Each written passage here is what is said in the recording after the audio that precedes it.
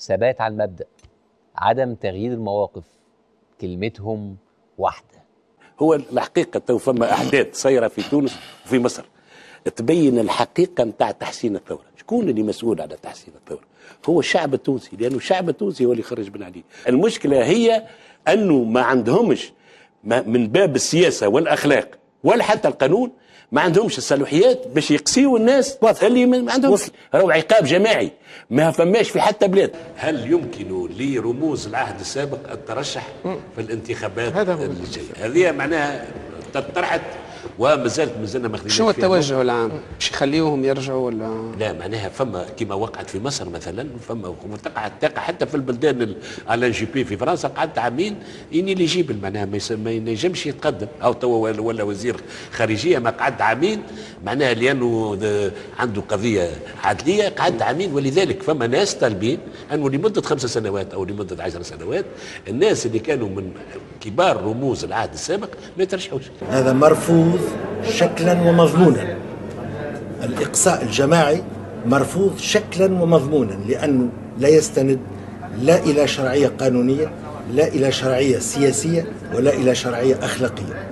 ولا يمكن أن يترشح كل من تحمل مسؤولية صلب الحكومة في عهد الرئيس السابق، باستثناء من لم ينتمي من أعضائها إلى التجمع الدستوري الديمقراطي. هذا اليوم القانون ما فيهش الفلسفة متاعه، هو استهداف فئة واستهداف شخص، فئة انتخابية باش يدخلوا للانتخابات المرة الجاية في أريحية تسمح لهم باش يبقاو في الحكم، واستهداف رمز قيادي في حركة نداء تونس. وقع اقتراح من الهيئة العليا وبعض أطراف يتمثل في عدم تحديد الفترة الزمنية لا 23 سنة ولا 10 سنوات، واعتبار المدة هي التي استغرقها فترة الرئيس السابق أو الرئيس المخلوع. ويقع اقتراح قائمة في المسؤوليات من طرف الهيئة العليا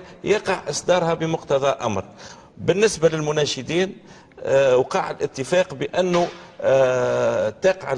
تقوم الهيئة العليا بتحديد قائمة للمناشدين للرئيس المخلوع للترشح لانتخابات 2014. أما بالنسبة لقول الأقصاء فهذا القانون هو قانون غير قانوني وغير أخلاقي.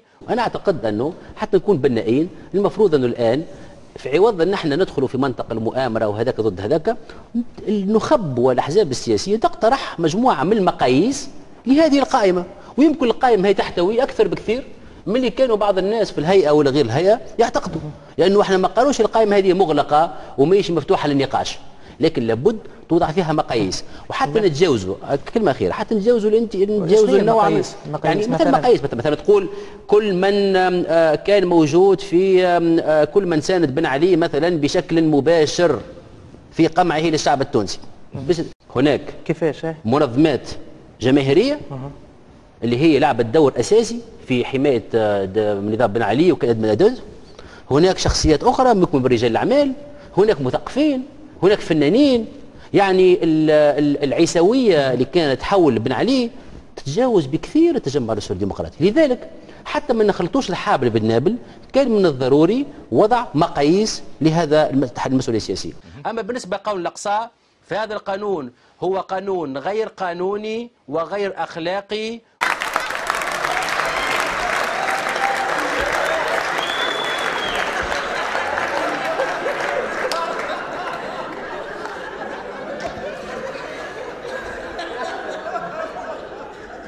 بارك الله فيك يا مروقنا.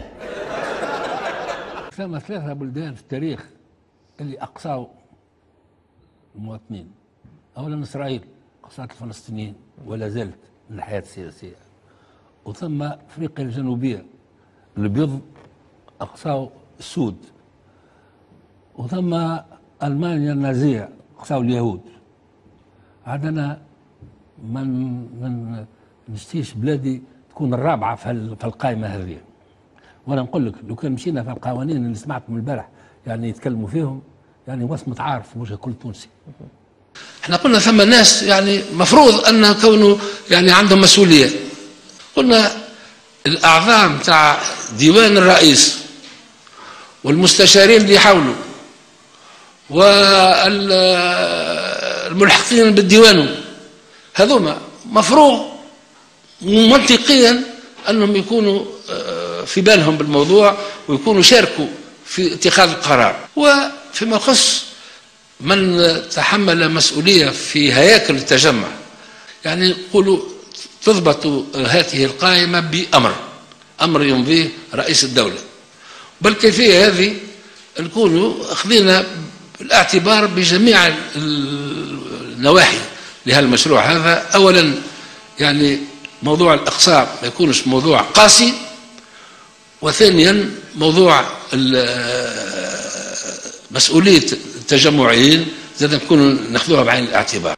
إقصاء يعني من كان يتحمل مسؤولية في التجمع الدستوري الديمقراطي، يعني خاصة بعد حل هذا الحزب، وهذا إجراء وقع البت فيه، ونحن لا ننوي الرجوع فيه. غالبهم أذنبوا وتصرفوا تصرف رهن، وتصرفوا تصرف المالكي في ملكه، وهذو من الطبيعي وأن يقع إزاحتهم، هذا ما فيه حتى مشكل. يعني هل أنه كان ممكن يبقى الحزب أو لا؟ على كل حال هذا التاريخ انتهى. أولا الحزب هذا تاع التجمع وقع حله بعدها، ما هي عقوبة هي. ثانيا التجمعيين وقع إقصاهم، أو عدد منهم كبير وقع إقصاهم من العملية الانتخابية، وهذوما موجود في المرسوم اللي وافقت عليه الحكومة. وعقاب هذا زاد ثاني، عقاب جماعي زاد. ده كده كتير، كده كتير، حرام عليكم.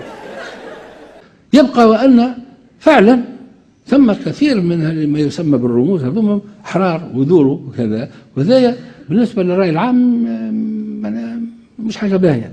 ناخذوا الوسائل التحفظية باش ما عادش يدوروا في الشوارع، معناها الناس اللي ربما وجودهم يحرج الناس اللي يشوفوهم، وفعلا لأنه هو زاد برشا منهم ما يحيوش، معناها النهار كلهم يتبجحوا موجودين في الشبوط وموجودين في كذا، بحيث ممكن الشعب يقول لك معناها هذا فيه استفزاز. إقصائهم، أنا في الهيئة العليا كنت ضد الفصل 15 بكل وضوح.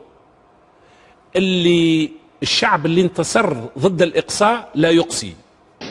وقت اللي يخرج حزب التجمع الدستوري الديمقراطي، يخرج سالم المكي ومحمد الغرياني يعيطوا على الإقصاء وكيفاش الإقصاء وكيفاش كذا، والحزب يبدل اسمه ويعمل وضعية جديدة وكذا. اليوم الناس يقولوا التجمع يقصي في الناس، والناس ما زالت تنبض. اللي خدم في حزب 20 و25 سنة واعطاه ما اعطاه من مكاسب، يجي تو قال شنو ولا مع الثورة ولا ثوري.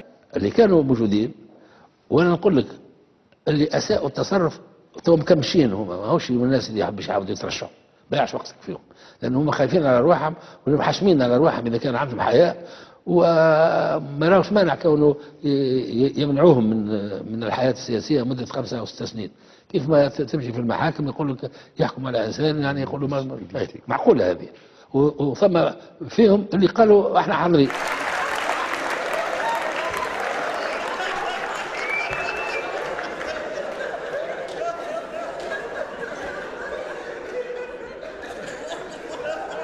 يلا. مع أني أؤكد حتى ما يفهمش بشكل غلط أني أحمل التجمع الدستوري الديمقراطي مسؤولية سياسية كاملة فيما كان عليه الوضع، وما يجي حتى واحد يقول تو الآن أنه كان في التجمع وكان مع البلوش ولا كان خايف ولا كان ما يتكلمش. لكن قلنا زاد ثم ناس يعني جالت يديهم ومشكلة، والتجمع مش هيكل بركة، ما ثم عباد.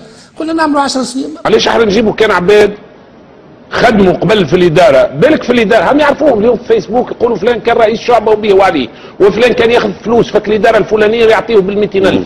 علاش الشعب نقعدوا معاه في شد وجذب ويوليوا عباد يرجعوا للشارع ويحرقوا ارواحهم؟ انا ما عنديش لغتين، ثم ناس عندهم لغتين، اما انا ما عنديش لغتين، عندي لغه واحده. مش كنا خلصنا من الموضوع؟